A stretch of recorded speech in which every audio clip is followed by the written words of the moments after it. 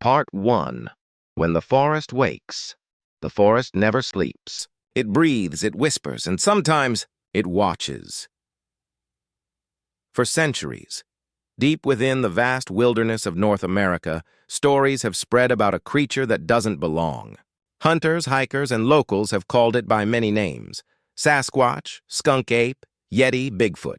Most laugh it off as myth. But those who've seen it never laugh again. This is a collection of encounters, real, verified testimonies from people who vanished into the woods and came back changed. They all tell the same story. Something enormous walks these forests. Something not entirely human. The first encounter.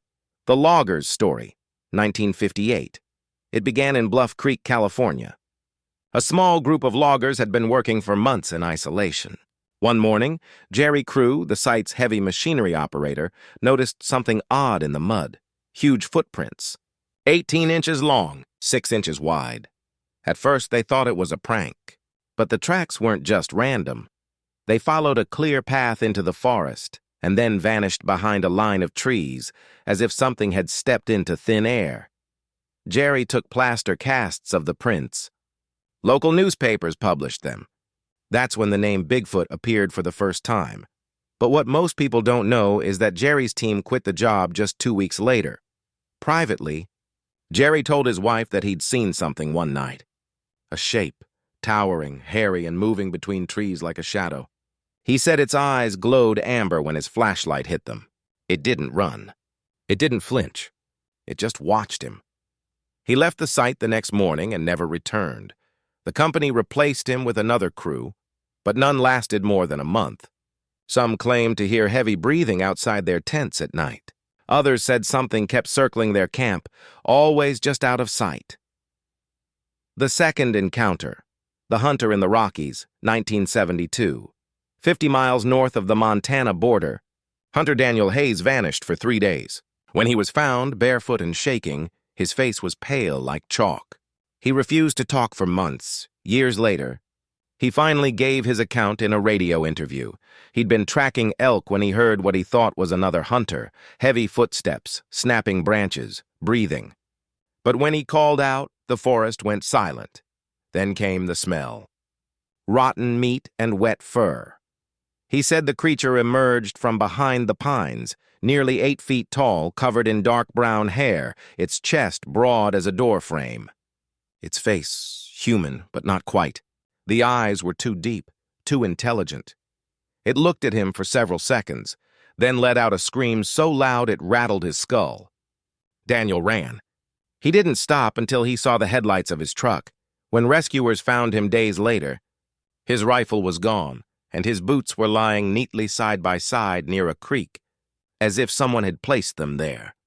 The third encounter. The Park Rangers, 1983.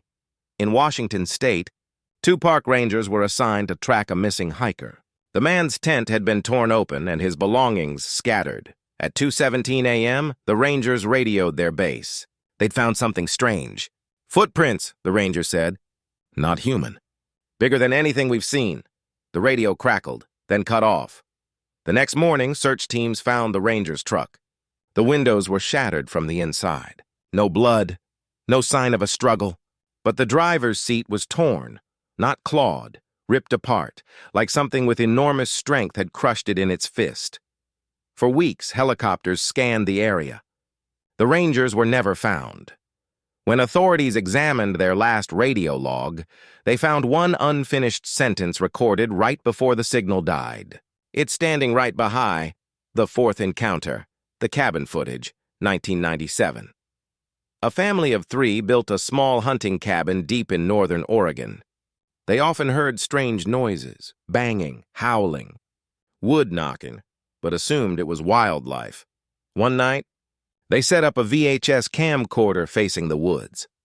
The next morning, their cabin door was hanging by one hinge. Claw marks ran across the wall, too wide for any known animal. When they played back the footage, the tape was static for 2 hours. Then the sound of footsteps appeared. Heavy, dragging steps.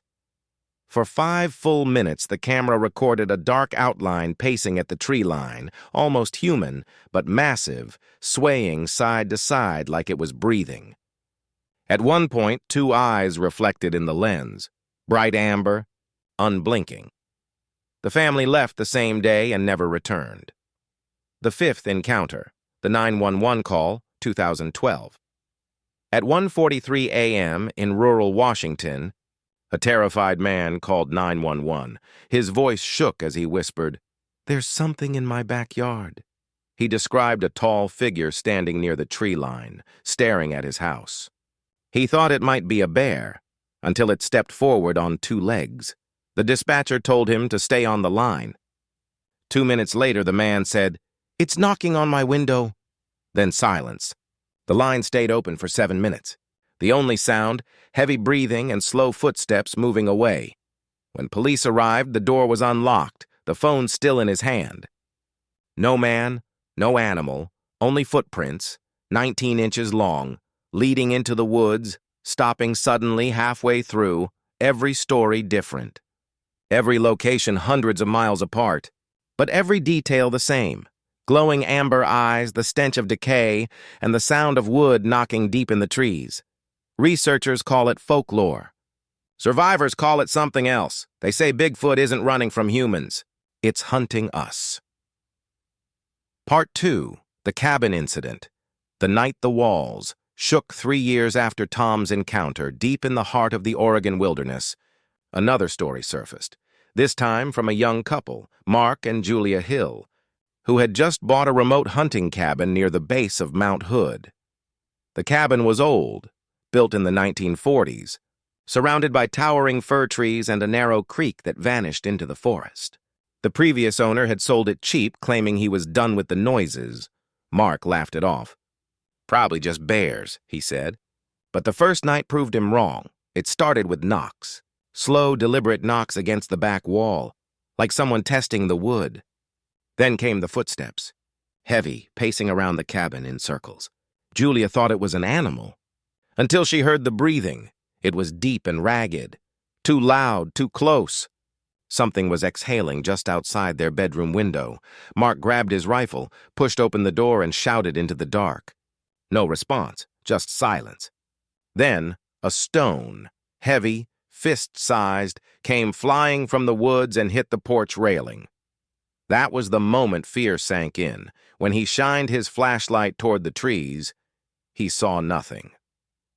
Until Julia gasped. There, between the pines, 2 red reflections, eyes.